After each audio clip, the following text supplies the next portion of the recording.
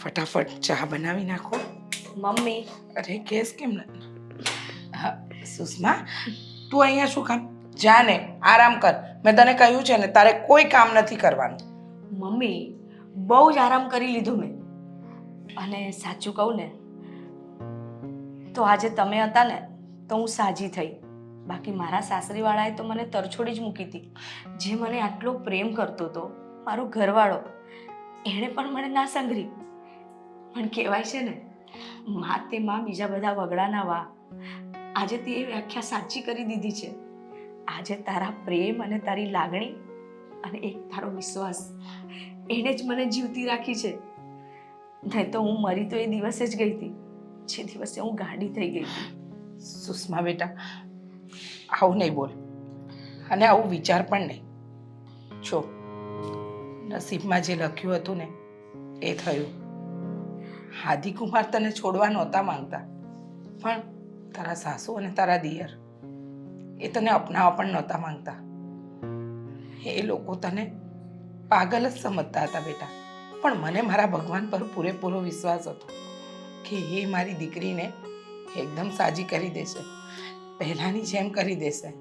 સંકટ આવ્યું હતું પણ એ હવે ટળી ગયું. બહુ વિચાર નહીં કરવાનો બેટા. જીવનમાં આવા ઉતાર ચઢાવ હંમેશા આવતા રહે. વાત તો સાચી છે મમ્મી તમારી, પણ જો આજે મારી માએ પણ મારો સાથ છોડી દીધો હોત ને તો આ લોકો મને ક્યાંક પાગલખાનામાં મોકલી દીધી હોત. પણ આજે મારી માએ મારું નસીબ બદલ્યું છે, નવું નસીબ લખ્યું છે મારું. ના બેટા, મારી તો આખી દુનિયા જ તું છે. તારા સિવાય મારું આ દુનિયામાં કોઈ નથી. જો તું જ ના હોય તો મારું કોણ? જો બેટા, જે થવાનું હતું ને એ થઈ ગયું. હવે ભૂલાવી દેવાની જૂની વાતોને. એમ સમજવાનું કે નસીબમાં એ ઘર સાથે આપણો એટલો જ સંબંધ લખાયો હતો. એનાથી વિશેષ આપણો એ લોકો સાથે કોઈ સંબંધ નહોતો. થઈ ગયું ને જે થવાનું હતું એ. હા મમ્મી, તમારી વાત સાચી છે. મને ભલે ભાન નહોતું, હું ગાંડી થઈ ગઈ હતી, પણ જ્યારે મને ખબર પડી ને તો એ સંબંધ તો મેં એ દિવસે જ ત્યાં મૂકીને આવતી રહી. અને હવે મારી માટે તમારા સિવાય કોઈ જ નથી. હું તમને મૂકીને હવે ક્યાંય નહીં જઉં મમ્મી. બેટા, હું તને એ ઘરમાં મોકલવા પણ નથી માંગતી, કારણ કે જ્યારે માણસના દિવસ ખરાબ હોય ત્યારે જ પોતાના સાથ ન આપે તો શું ફાયદો? અરે સાથ આપવો જોઈએ બેટા. સંકટ સમયે જ્યારે પોતાના જ હાથ છોડી દે ને ત્યારે આપણને જીવન જીવવાનું પણ અઘરું લાગે છે. પણ જે થાય ને એ સારા માટે થાય. જો સમયે તને સાજી કરી દીધી અને મને તો મારા ભગવાન પર પૂરેપૂરો વિશ્વાસ હતો કે મારી દીકરી પર આવેલું સંકટ એક દિવસ તો ટાળી જ દેશે, અને ટાળી દીધું. હવે છે ને તું આ ઘરમાં છે ને મારી સાથે, બસ મને એ જ જોઈએ છે, બીજું કંઈ નહીં. બસ મમ્મી, મારે પણ એ જ જોઈએ છે કે હવે છે ને મારે તારી સાથે જ રહેવું છે. મને કોઈ નથી જોઈતું. મારી માં મારી સાથે હશે ને તો હું જગ જીતી લઈશ. જો બેટા, આવું બધું જીવનમાં થતું રહે, પણ બધી જ પરિસ્થિતિઓને સંજોગ પર છોડવાની અને સમય પર છોડવાની. આગળ શું થવાનું છે શું નહીં એ બધું ઈશ્વરના હાથમાં છે, આપણા હાથમાં નહીં. ચલો હવે રડાવીશ નહીં મને. હું તારા માટે સરસ મજાનું દૂધ બનાવું છું, એ પણ ઇલાયચી વાળું. હા, અને બદામ પણ નાખજો. એ સારું. હા, મારી વાલી મમ્મી. જા તું આરામ કર, હું લઈને આવું છું. હા, જાઉં છું.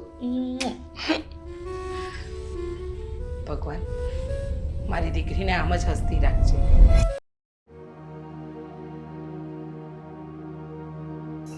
સુષ્મા, હા મમ્મી.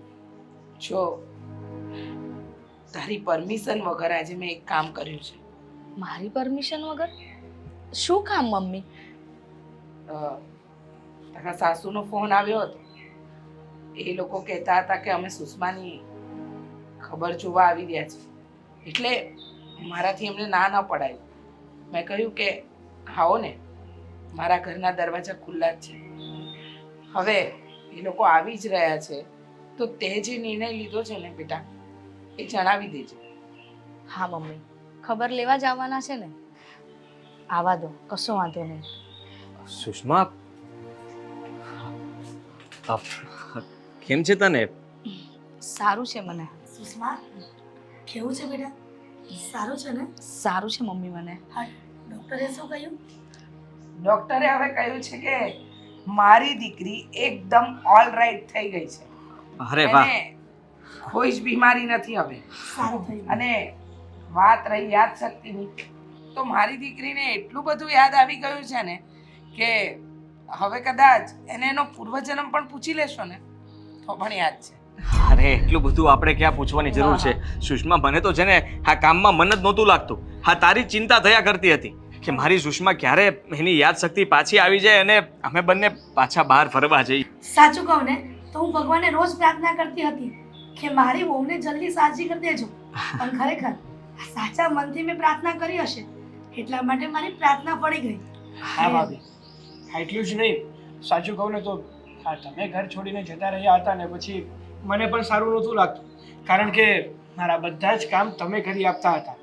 મારી નાની મોટી જરૂરિયાત હોય ને તો પણ એ તમે પૂરી કરતા હતા. હા, સાચું કહ્યું. તમારી નાની મોટી બધી જરૂરિયાત પૂરી કરતી હતી. તમારી લાડકી વહુ હતી અને તમારી એકદમ પ્રિય પત્ની. હા મમ્મીજી, જુઓ ને, મતલબ કે અમારે ઘણા સમયથી આવવું હતું ખબર પૂછવા માટે, પણ હું સમય થોડુંક નહોતો. હા કામમાં, અને મમ્મી આખો દિવસ બધા બંને ભાઈઓનું ઘરનું કામ બધું કામ હતું એટલે એ પણ ફ્રી નહોતા પડતા. હા, જેવો મતલબમાં આજે સમય મળ્યો ને એટલે થયું કે પહેલાં સુષ્માને મળી આવીએ, અને અમે આવ્યા તો ખબર પડી કે તને એકદમ સારું થઈ ગયું છે. હા, તો સૌથી મોટી વાત કહેવાય અને આપણા બધા માટે ખુશીની વાત પણ કહેવાય. એકદમ સાચું કહ્યું. મમ્મી, મારી દીકરીને સાજું થયું એને 1 મહિનો થઈ ગયો. તો સારું થયું કે તમને વાયા વાત મળી ગઈ. અને 1 મહિનો? હા, મને તો મતલબ હું સમાચાર પૂછતો રહેતો હતો. આપણા આ જુનાગઢવાળા મારા જે સાળા થાય ને એ અહીંયા જ રહે છે, તો એને મેં ઘણીવાર ફોન કરીને પૂછ્યું. એને તો કહ્યું કે છેલ્લા 1 અઠવાડિયાથી સાવ સારું છે, એટલે મતલબમાં રિકવરી. સાજું તો મારી દીકરીને જે દિવસે હું મારા ઘરે લાવીને એ દિવસથી જ થઈ ગયું હતું, કારણ કે હું મારી દીકરીને પાછી હસતી રમતી જોવા માંગતી હતી. દુનિયાએ તર છોડી દીધી, પારકા ઘરે પરણાવી એ લોકોએ તર છોડી દીધી. હું તો માં છું, મારી પાગલ દીકરીને કઈ રીતે તર છોડી શકું? સાવ સાચી વાત તમારી. હા, મમ્મીને પછતાવો બહુ થયો, પછી એમને અફસોસ પણ થયો અને મારી પાસે બહુ રડ્યા. મને કહ્યું કે હવે મારથી નહીં રહેવાય, અને એટલા માટે તમે જ બોલો ને. હા હા હા હા વિવાદ, હા, તમારી દીકરીને તમે અમારા ઘરેથી લઈ ગયા ને? લઈ નથી ગઈ, લઈ નથી ગઈ, એને કાઢી મૂકવામાં આવી હતી. હા, મેં જ્ઞાની વહુ સમજીને ઘરમાંથી કાઢી મૂકી, પણ પછી મને એક વિચાર આવ્યો કે મેં ખોટી મારી વહુને ઘરમાંથી તરછોડી. અઠવાડિયા પહેલા આ વિચાર આવ્યો ને. હવે હિરલબેન, અરે સાજા નરસા વ્યક્તિને રાખવા માટે તો દુનિયાની કોઈ પણ વ્યક્તિ તૈયાર થઈ જાય, પણ પાગલ વ્યક્તિને સંભાળવો અઘરો ને. હા સાગર, તે જ કહ્યું હતું ને બેટા કે આ પાગલને રાખશો તો આપણને બધાને પાગલ બનાવશે. વિવાન, હવે બાળકોથી ભૂલ થઈ જાય, મોટાથી પણ ઘણી વખત ભૂલ થઈ જતી હોય છે, જેમ કે મેં. પણ હવે એ ભૂલનો પ્રયાસિત કરવા આવ્યા છીએ. મારી વહુ એટલે કે મારી દીકરી સુષ્માને અમે અહીંથી લઈ જવા માટે આવ્યા છીએ. હા સુષ્મા, અમારા ઘરે. હા, અમે તને તેડવા માટે જ આવ્યા છીએ. હા. હવે આપણે બધા સાથે જ રહેશું. હા, અત્યાર સુધી મમ્મીએ બહુ તારી સેવા કરી, એના બદલ મમ્મીજીનો આભાર. પણ હવે કોઈ નહીં, અમે છીએ ને, હું તારું ધ્યાન રાખીશ, મમ્મી તારું ધ્યાન રાખશે. અને હું પણ તો છું. હા. અને જો ભાભી, તમે સાજા થઈ ગયા ને એ ખુશીમાં, જો હા, નાનો છોકરો જન્મ્યો ન હોય અને એના પેંડા વેચીએ ને એમ તમે સાજા થઈ ગયા એ ખુશીમાં આપણે આપણી આખી સોસાયટીમાં પેંડા વેચવાના છે. એક મિનિટ. આ મારી દીકરીની વાત તો સાંભળી લો જરા. હવે તો એને બધું યાદ છે. આ એનો પતિ છે, દિયર છે, સાસુ છે, બધું જ યાદ છે. બેટા જરા જણાવી દે એ લોકોને. સાગરભાઈ, તમે છે ને પેંડા વેચવામાં બહુ જ મોડું કરી નાખ્યું છે. મોડું કરી નાખ્યું. હા મમ્મી, સાચું કહું ને તો હું તમને બધાને મારા પોતાના માનતી હતી. મારી મમ્મીના ત્યાંથી તો હું પરણીને ત્યારથી પારકી થઈ ગઈ હતી ને, તો તમે લોકો જ મારા પોતાના હતા ને. જ્યારે મારા પોતાનાએ જ મારો સાથ છોડી દીધો એવા સમયે મને જ્યારે મારા હસબન્ડની જરૂર હતી, એના પ્રેમની જરૂર હતી, એક દિયર જેને હું ભાઈ માનતી હતી, એક ભાઈના પ્રેમની જરૂર હતી. અને મમ્મી, તમે તો મને આમ હાથમાં રાખતા હતા ને, મને ક્યારેય આમ ઉદાસ નતા જોઈ શકતા ને. મને એવા એક માં જેવી સાસુના પ્રેમની લાગણી જોઈતી હતી. તમે શું કર્યું? તમે મને તરછોડી દીધી એવા ટાઈમે કે જ્યારે મને કંઈ ભાન જ નહોતું. જો એ વખતે મારી મમ્મીએ મારો સાથ ના આપ્યો હોત ને તો અત્યારે હું અહીંયા ના હોત. અરે મારા મમ્મીએ મારું નસીબ લખ્યું છે અને તમે લોકોએ તો મને ધુતકારી દીધી હતી. જાણે એક ઝટકામાં મને આમ ઘરની બહાર કાઢી મૂકી હતી. અરે આવી રીતે તો કોઈ દુશ્મનને પણ ના કાઢે, એવી રીતે તમે મને કાઢી મૂકી હતી. અને તમે તો બહુ મોટી મોટી વાતો કરતા હતા ને પ્રેમની. ગમે તે થઈ જાય, હું તારો સાથ નહીં છોડું, આ જીવન તારી સાથે રહીશ. સરસ, હું તો ગાંડી જ થઈ ગઈ હતી ને, તોય તમે મારો સાથ છોડી દીધો. એ વખતે કદાચ તમે ભાઈને કે મમ્મીને સમજાવ્યા હોત ને તો હું ત્યારે પણ સારી થઈ ગઈ હોત. પણ એની જગ્યાએ તમે લોકોએ મારી મમ્મીને કેટલા મેણા ટોણા માર્યા, ન બોલવાનું બોલી ગયા. અને મારી મમ્મીએ કેટલી આજીજી કરી, પણ તમે લોકો ન માન્યા. મારી મમ્મી મને અહીંયા લાવી, હું એને બી હેરાન એટલું જ કરતી હતી જેટલું ત્યાં કરતી હોઈશ, પણ તોય એને મને રાખીને, કારણ કે એ મારી માં છે. જતા રહો. મારી દીકરી એની વ્યથા કહી દીધી ને. છેલ્લી એક વાત જે તમને કરવાની છે, સાંભળી લો. તમે અહીંયા આવ્યા, બહુ ગમ્યું, પણ તમને અહીંયા જતા જતા પહેલા એક વાત કેવી છે ને એ જરા સાંભળતા જજો. મારી દીકરીએ નિર્ણય લીધો છે કે એને તમારા ઘરે આવવામાં કોઈ રસ નથી. એ આદિત્ય કુમારને એટલે કે તમને છૂટાછેડા આપવા માંગે છે. મમ્મી આ શું છે? વિવાન, હા, છૂટાછેડાના કાગળિયા તૈયાર થઈ ગયા છે. મારી દીકરીની સહી પણ થઈ ગઈ છે. હું ઈચ્છું છું કે તમે રાજી ખુશીથી એના પર સહી કરી આપશો. અરે પણ તમે જ કહેતા હતા ને મારા દીકરાને સાજી અને નરસી છોકરી સાથે લગ્ન કરાવીશ. તમે જ કહ્યું હતું ને વેવાણ કે બીજા લગ્ન કરાવી દઈશ મારા દીકરાના. તમે પણ તમારી દીકરી સાજી થાય તો બીજા લગ્ન કરાવી દેજો. કહ્યું હતું ને? પણ હવે કહ્યું હતું ને? હા, પણ એ વાતની માફી માંગી લીધી ને. માફી માંગવાથી બધી ભૂલો માફ ન થાય.